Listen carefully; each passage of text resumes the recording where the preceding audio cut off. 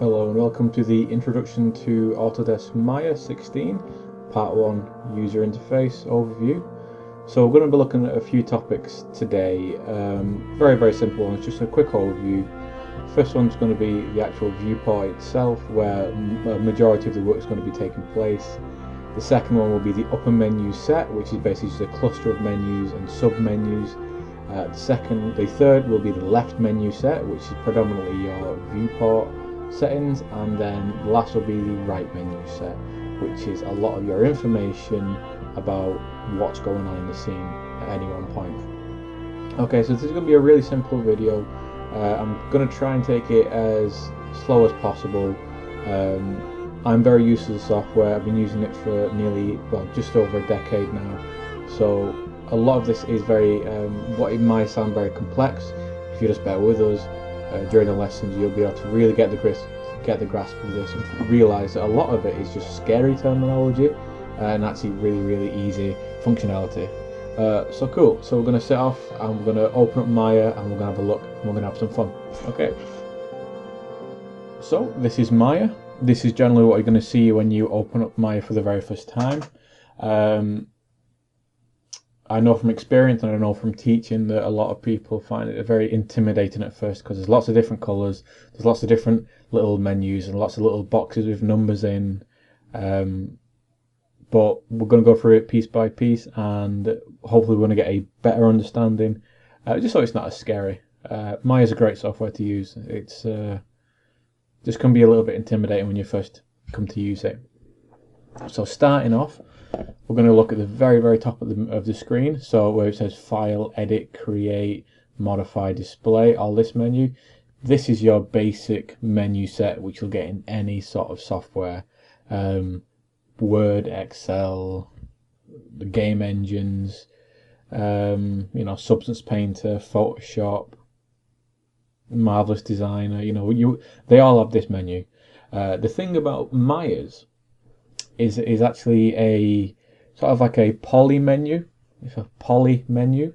It's a combination of a few different menus. So the first few here, so up from File to Window, these will always stay here.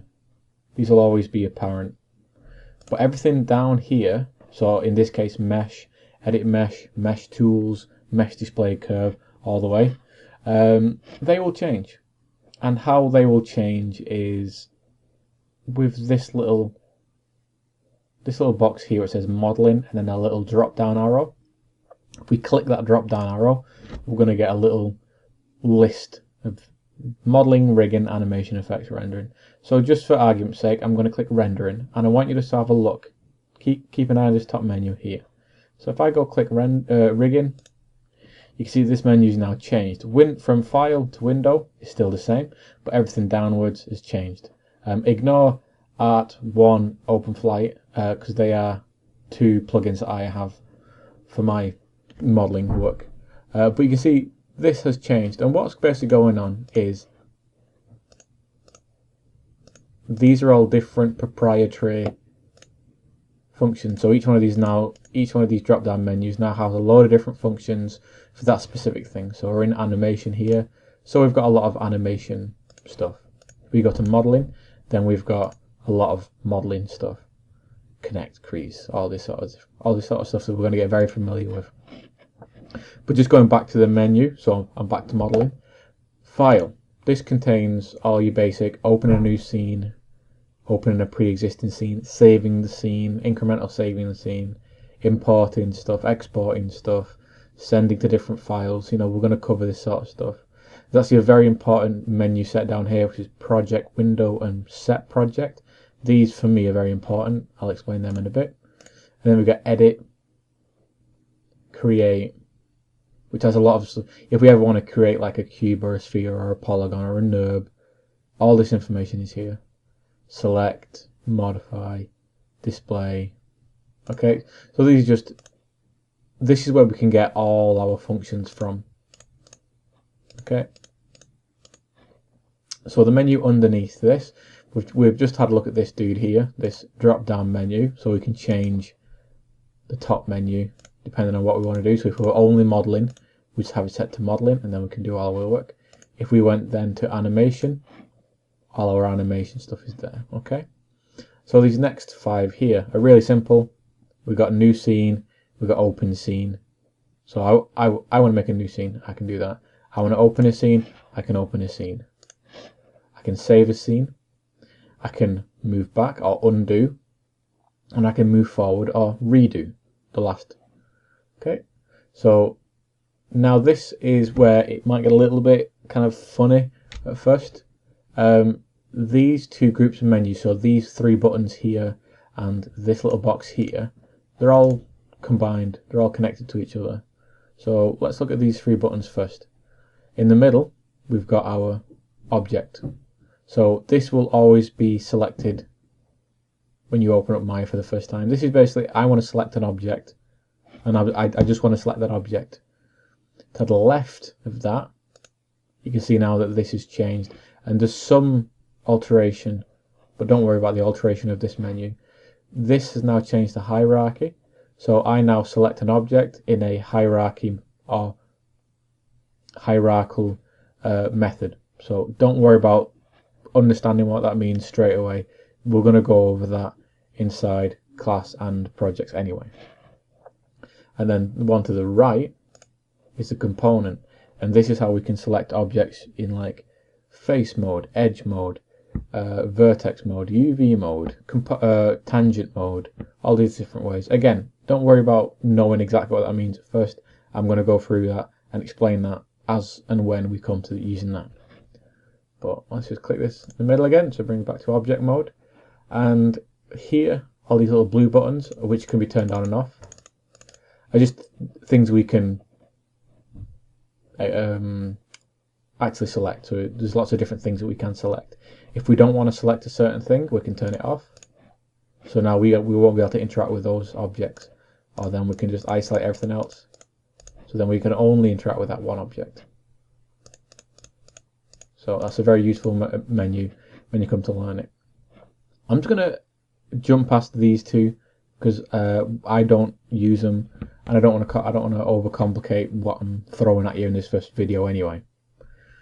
Okay, so now we're looking onto these magnets. So it's like the old-fashioned dual pole red magnet, and these are ways that we can actually move objects or move items around the screen and have them go to specific places, like actually go to a certain place that we want it to go to. So first one, so these first one is snap to grid, and the grid is actually this little mesh, this little square object I have on the ground here. This is the grid, and what this allows me to do, if this was turned on, see there it's turned on, now it's blue, is I would actually then be able to snap to each one of the intersecting points between either the grey lines, the black lines, or the green lines.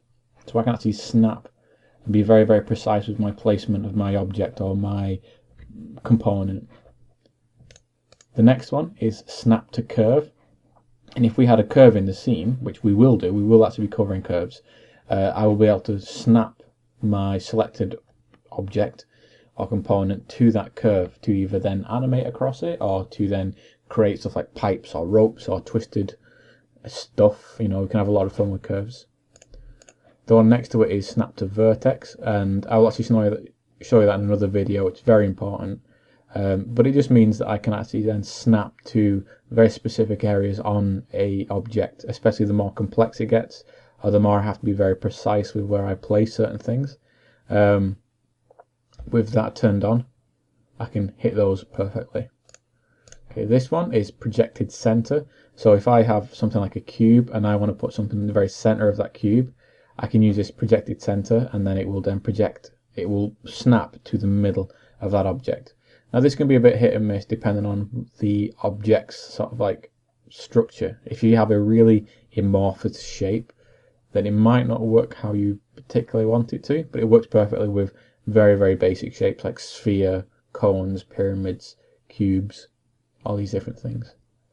Okay, and this last one here is snap to viewport or snap to view plane. Yep, I've never actually used that one, but it just snaps to the actual view plane. I guess if you're using if you want to really make sure that you're following a certain reference, you can use that. This last one makes, so you can tell it's a different one because it's not got any blue icon, like all these got little blue indicators on them. This one's just one on its own. And what this does is it makes a selected object live, which we will be covering. I will actually be making a video about making objects live and what it does, but in the first year of the game art or in the animation, we won't actually be using that. This is for, really, I use it for transferring high poly information down onto a low poly surface, so that we're not taking millions of polygons, or we're not trying to take millions of polygons into a game engine. Okay, so what you might have noticed as well, just moving on from that, is we've got these little lines. Some of them have got little triangles on, some of them have got little rectangles on. Now the ones that have got triangles on are actually collapsed menus. So I can see I've got two collapsed menus here. I never use these two menus. They have got uses, and if you want to be very technical with stuff, you can actually use them. This one I leave alone. This one shows me the history. So when I start doing stuff, you're going to see, and I'm going to point it out because it's actually very important, history will start appearing over in the channel box. And these two are what's plugged in and what's output, the input and output of a certain object. So I don't tend to mess with that. And this, I've never used it, so I just collapse it because I don't use it. Okay, so just going on to these 4 white film clackers now. These are ways we can render our scene or render certain objects in the scene. Now this is very good for if you want to do portfolio work, and obviously for the animation people it's going to be very important because that's how you would predominantly render your scene. So in the first one, it's going to be our, just open the render view. So obviously nothing's going on in here because there's nothing to render. Well, I will actually be going through all these different menus when we actually come up to that in the project. Okay, so now this is render. The second one in is render selected frame. So if I had a specific frame selected that I wanted to maybe check the arc of motion or check the effect in that one frame, I can just click that and then it would render that one frame for me. The IPR is just very good for helping me. You can see here, IPR render the current frame, renders a scene using an interactive photorealistic renderer Maya software. So this is a very good way of just checking the general composition of a scene. Again, more for the animation people. It will be used in the game art people in the first year, but more for the animation people. And then at the very last one, this 4th one with this little blue cog, it might like a blue circle, but it's actually a cog. This is our render settings. So this is where we can actually come in and change how we're actually rendering the scene and with what sort of render method we want to use. Now, predominantly we'll be using either something called Arnold, or we'll just be doing the best sort of rendering we can using the standard Maya renderer software. Okay, so at the end of this, you're going to notice this ball with a white dot on it. This is actually something that we call the hypershade, and this is a very good. Well, this needs to be understood. We have a material editor inside Maya, but it's just called the hypershade. And inside here, everything to do with how the scene looks and works is contained inside here. So we've got materials, which is if an object is shiny, if an object is dull. We've got textures, we've got utilities, rendering, lights, cameras, shader groups. We've got everything that we need to use, or we need to have to make our scenes look really good. It's all contained inside here. And again, there's lots of little sub menus, and especially over here, there's a big list of stuff. Now, I don't use 90% of these. I use like 2%, because that's all I need to do. But the animation people, you might be using quite a bit of this, so we will actually be going over that. And we'll be going over each one of these different menu sets at a later date. But just for now, that's your hypershade. And that can also be found inside Windows,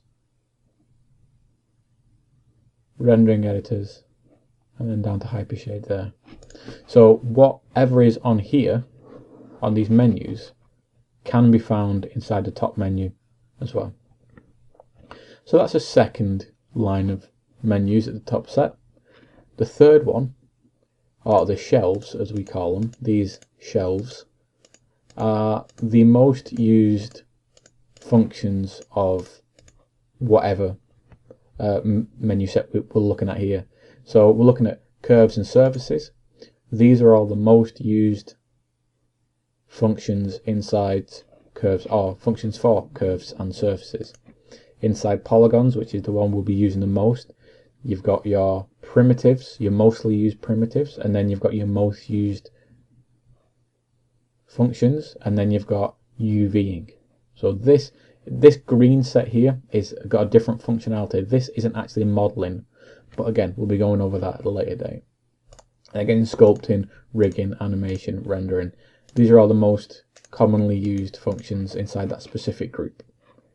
Now you can actually make your own custom shelves. I don't tend to use that because sometimes an update will then just like nullify all. You'll still have your shelf, but in the case of Bullet, Renderman, Turtle, it nullifies it. So these are now inoperable for me.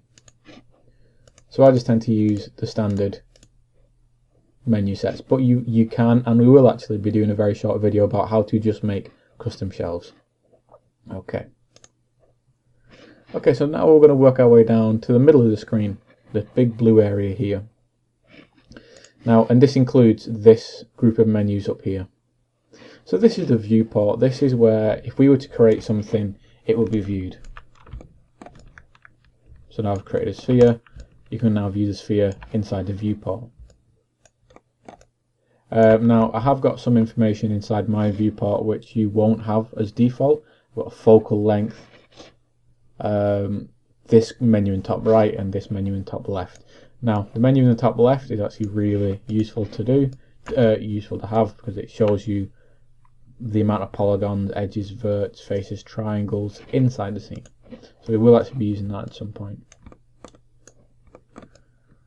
Okay, so yeah, so this is the viewport, and it will display all our different objects, all our scene, and we'll actually be able to see what our model looks like when it's lit, when it's textured, and all that sort of thing. But it won't. One thing I think that needs to be understood about the viewport is that it's not going to give you a game ready visual asset. It won't look perfect. It won't look.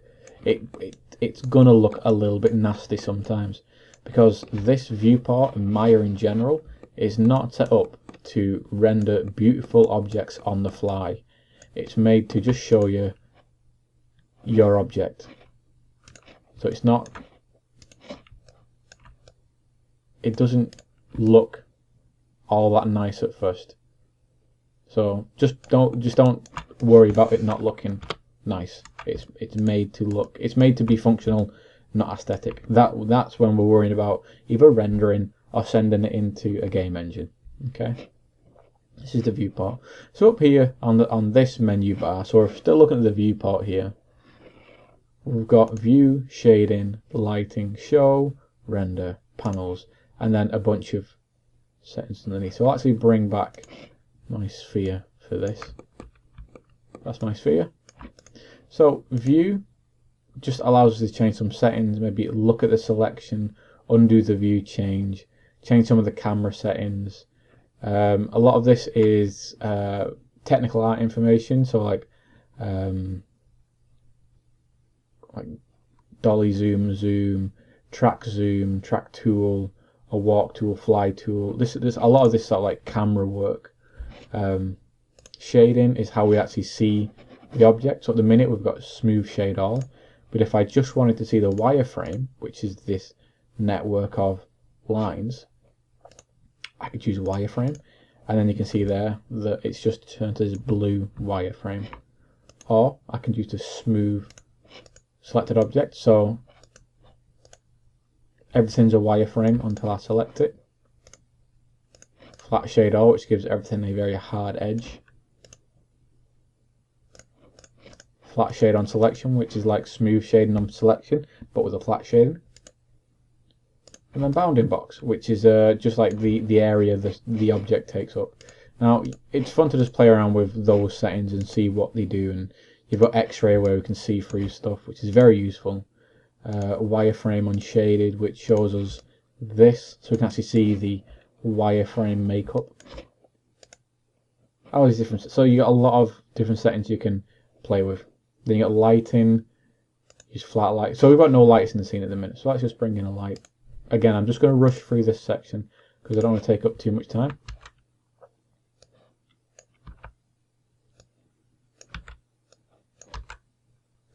You can see there, I've got a light.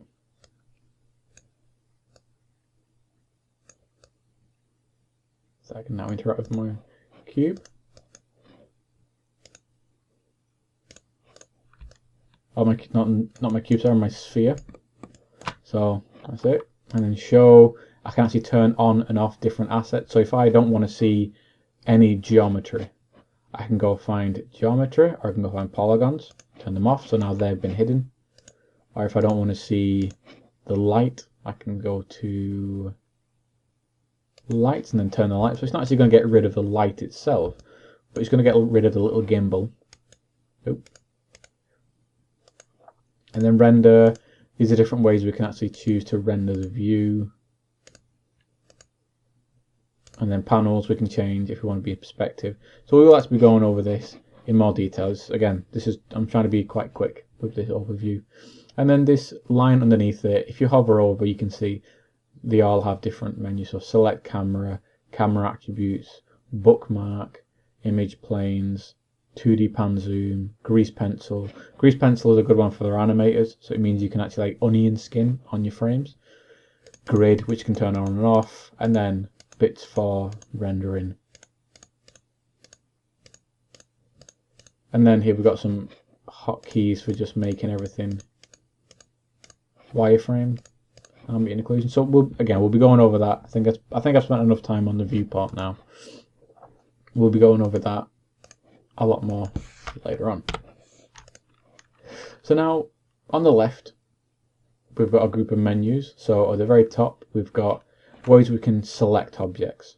So we've got actual click to select there.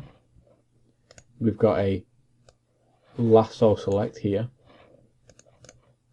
And then I got a paint select. And now this third one only really works if we were doing something like select by faces. So I want to only, and I'm going to show you how to do all these different things I'm changing here in a later video. But this paint select, if I want to just select this small region here, I can just paint in that selection, and I can just paint in individuals, and it's quicker because I could go in and just manually select. But if I'm in a rush and I'm just selecting, what's going to happen is I'm going to be selecting stuff behind it, which is not good, because then that means that they're going to be affected whenever I do something, and I don't want that. You know, I only want these specific edges selected. Okay, so that's the paint selection. That's quite useful actually. Okay, so underneath that we've got ways we can actually affect the movement of the object, or like if we want to reposition, rescale, re-rotate. So this one here is your move tool.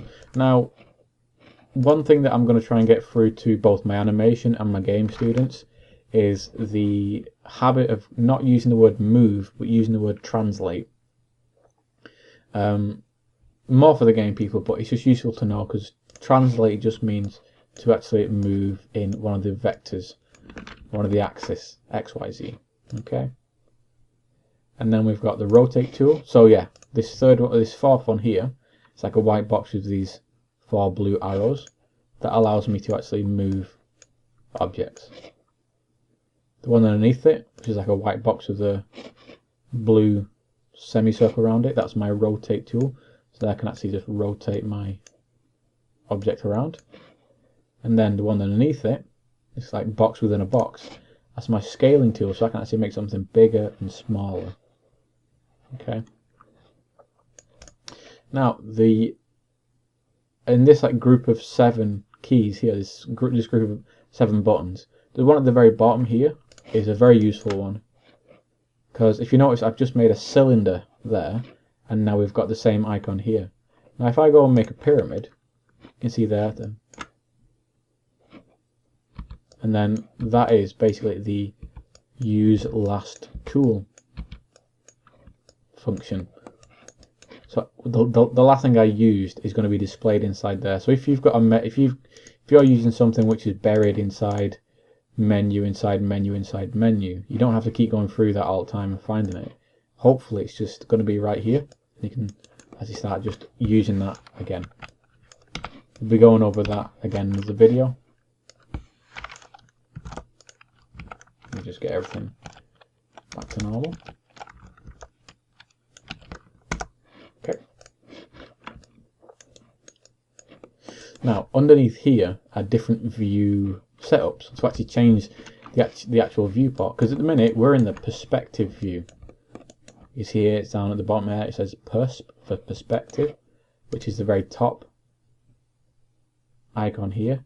If we click on the one underneath it, all the panels change. So now we're up to this 4 view.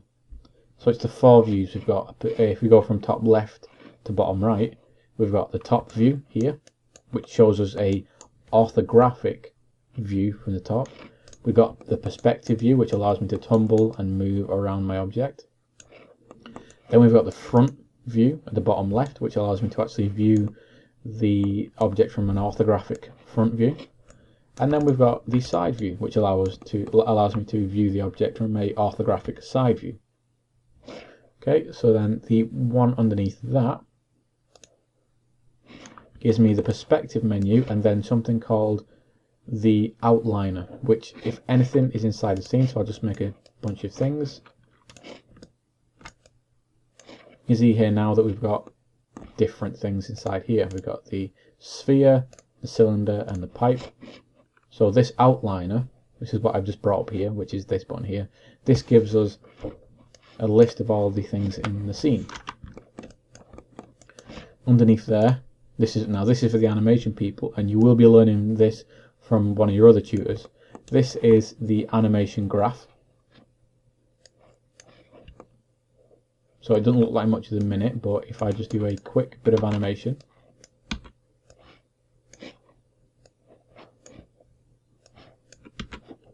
you can see there that we've got paths of motion in different axes. So again, I'm not going to go into this, but the animation students will definitely learn this, and I might show it to the game students. It's not terribly hard to learn, but it is for animation, obviously.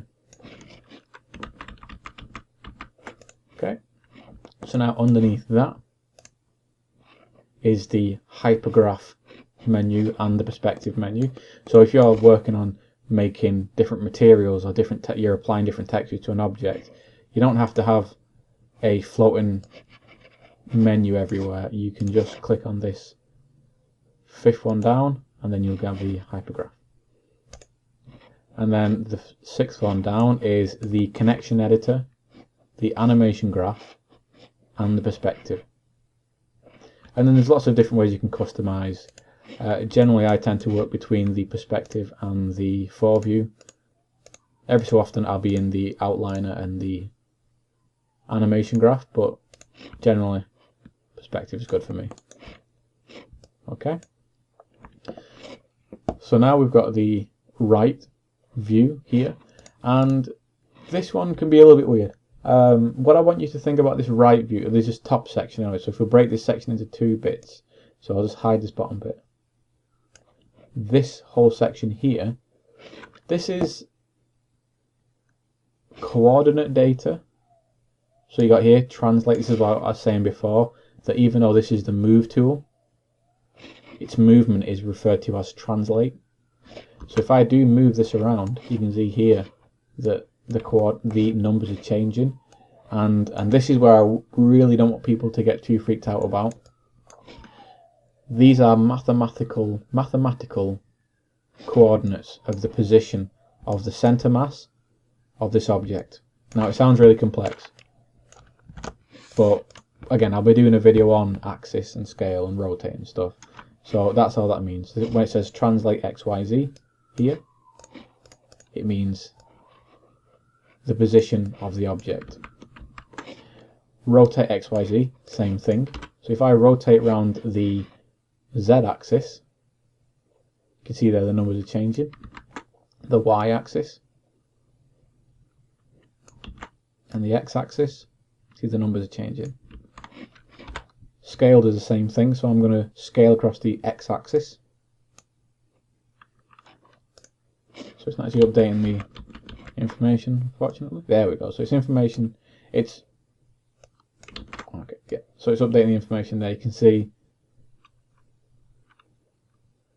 I can make it really small, I can make it really big. So if you've got something that you want to be twice as big, you can actually just put in, because that's these numbers in your scale. This is a 1 by 1 scale. So if you want something to be twice the size of what it is, you can just input 2. It's going to be twice as big. Or if you want it to be half the size, you half the number. So it is really simple. And then underneath there is visibility. So the visibility, or in Maya, any menu like this generally works on a 0 and 1. 0 being false or off, and 1 being true or on. So if I turn this to 0, it disappears. It's still in the scene, it just can't be viewed. If I turn that back to 1, it comes back. Okay. So now here we got shapes, and we got P sphere shape 1. That is just basically the name of this object. And the inputs is, this will be explained in a different lesson, but these are different, at least in the early stages of this object. This is the way we can actually change different qualities of the object depending on what we want to do. Okay. Now, this little dark box down here, which is currently empty, will fill up with information called history, which I will, again, I know I keep saying it, I will explain that in a different video. And I will actually leave off this menu underneath to a different video, because then I think the video is getting a bit long at the minute, and I've still got to explain this bottom section. Okay. So, moving on to this bottom section.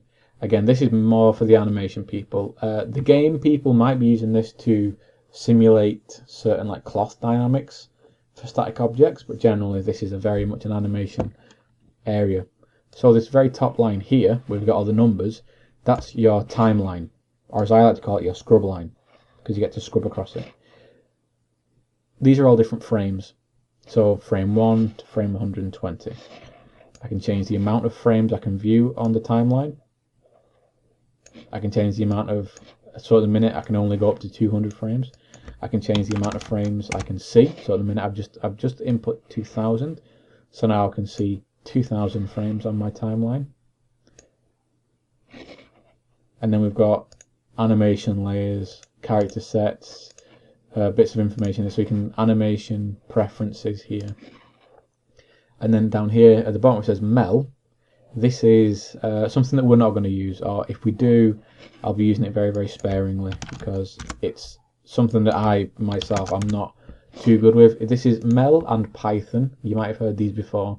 Mel scripting and Python scripting are ways that we can actually program certain functionalities inside the software, certain macros or something like that. So I don't actually use that, and if I do, I rely on someone else's. But this down here is a Mel script. And if we go down to the bottom right here, we've got this little white box.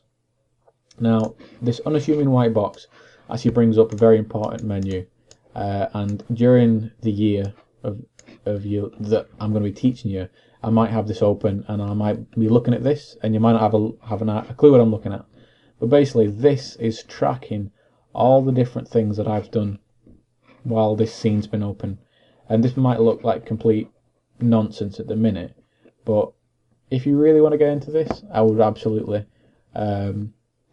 advise you just understanding what this sort of stuff means. So if I go to the very bottom, select P sphere 1, that's basically telling me I've just selected P sphere 1. Select clear, so I've just cleared my selection, select it again, and it's just told me how much I've scaled So that's all that means. And this is your script editor. This is where you write a lot of your Python and your Mel. But for me, this is where I see if anything's gone wrong in the scene, or if you've opened up a project from a different version. So don't worry about that too much. So that's a basic overview of the UI. I'm not expecting you to fully understand the UI straight away.